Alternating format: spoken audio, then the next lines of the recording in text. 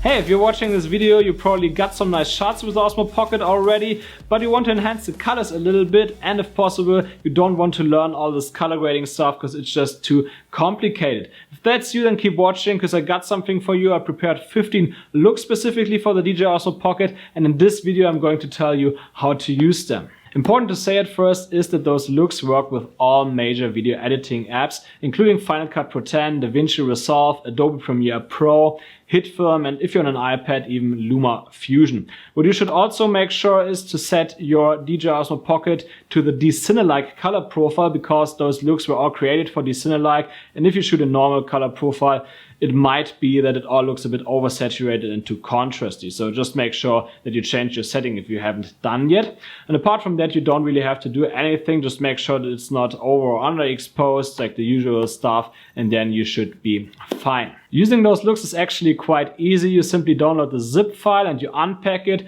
Then you get a folder with all the files, and you will see that most of the files are named OP-Cine and then a number. And these are all the Cine looks. They look more cinematic, but you also find one file which is called OP-Standard. This is a standard file that converts the colors from the Cine-like color profile to normal colors, so that it actually looks nice already and usable. So this is great if sometimes you have some shots where you don't really want to change the colors, it just looks great. You just need to have a bit more saturation and contrast and so on. Then this LUT already does the right things for you. But apart from that, the real looks are those Cine LUTs there.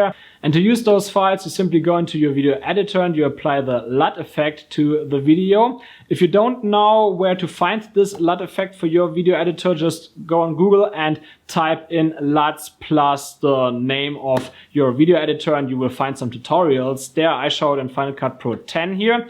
After applying this LUT effect, you simply choose the LUT file that you want to use, and then it instantly changes all of your colors, and then you can decide if you like it or not. And if you don't like it, just choose another file until you find a look that you like for that footage.